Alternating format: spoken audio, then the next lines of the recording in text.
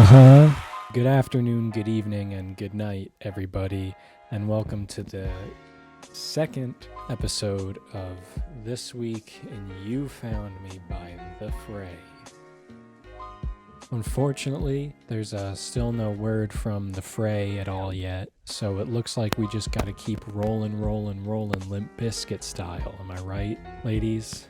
So this week, much like a cat proudly bringing a dead mouse to its owner, I've got a whole plethora of covers for us to share.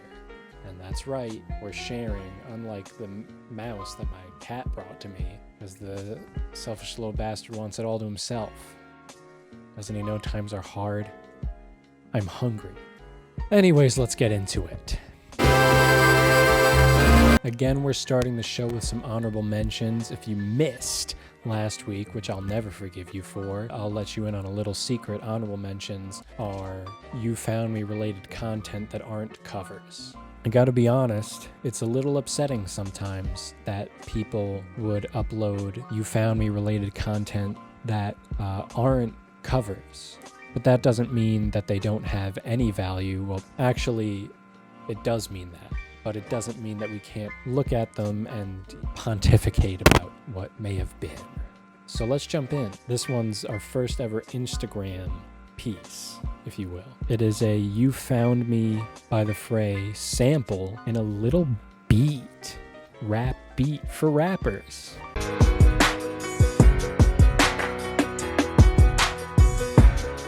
Maybe someone can Tuesday slide to this one.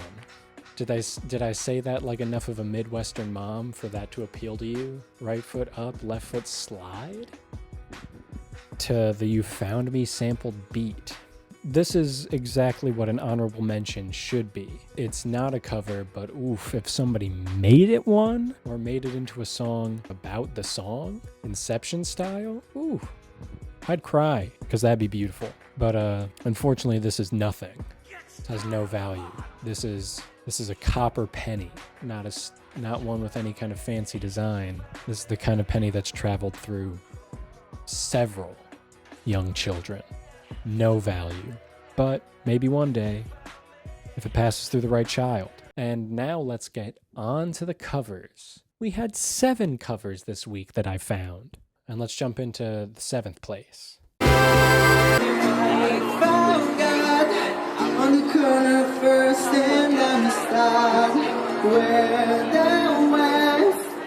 I don't care about the quality of the cover. I don't care about the genre. I don't care about his voice. I don't care about any of it, because this one is honestly thoroughly socially irresponsible.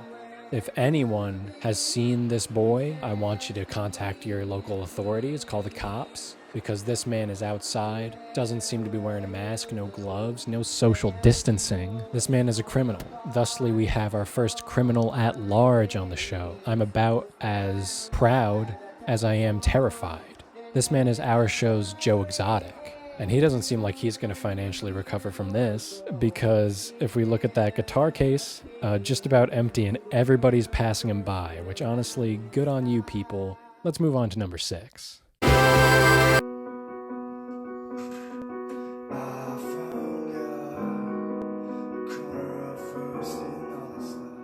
I appreciate, one, that you just made a cover, and you did it inside. At this point, in this year, at this time, that's about all I can really ask for.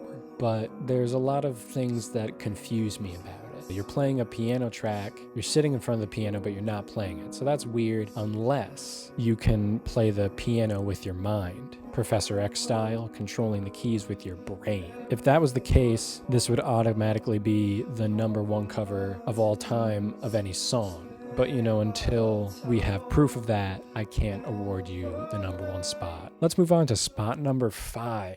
I might mess this up a lot. Let's see how it goes. I found God on the corner of First and Amistad.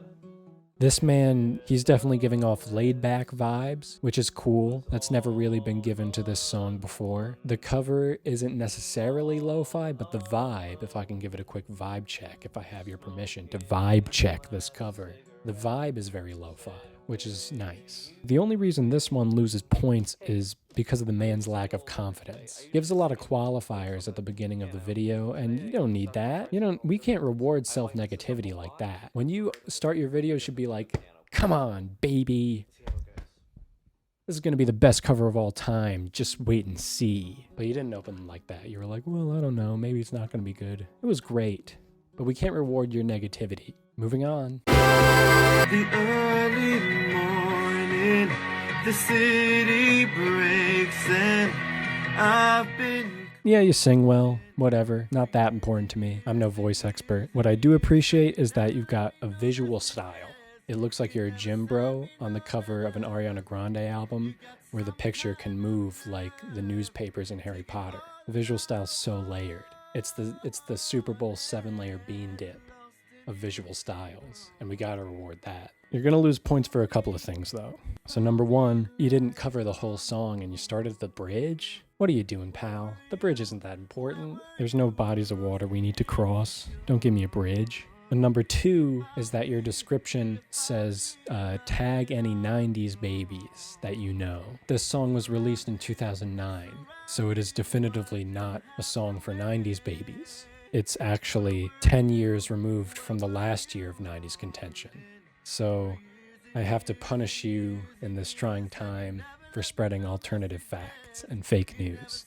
We're gonna move on to spot number 3.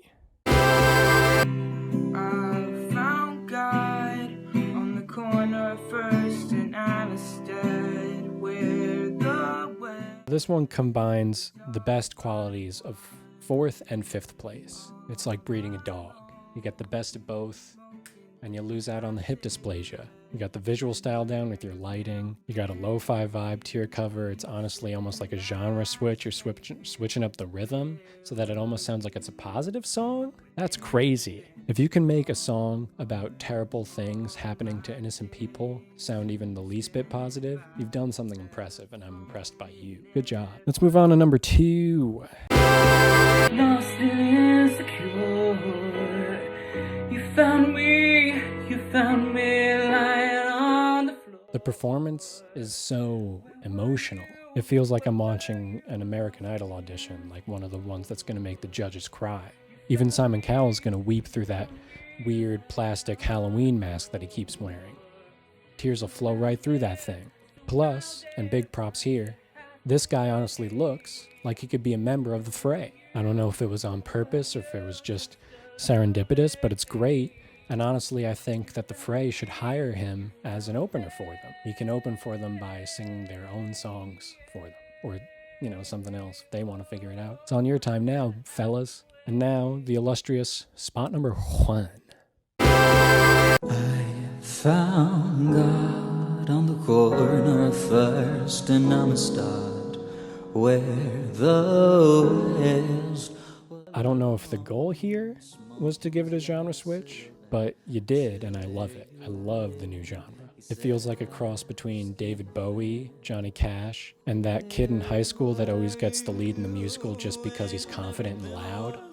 It feels like all 3 of those people got mixed together and then came together to perform an emotional and haunting musical theater version of the song. Oof, it's just beautiful. It makes me want to sob.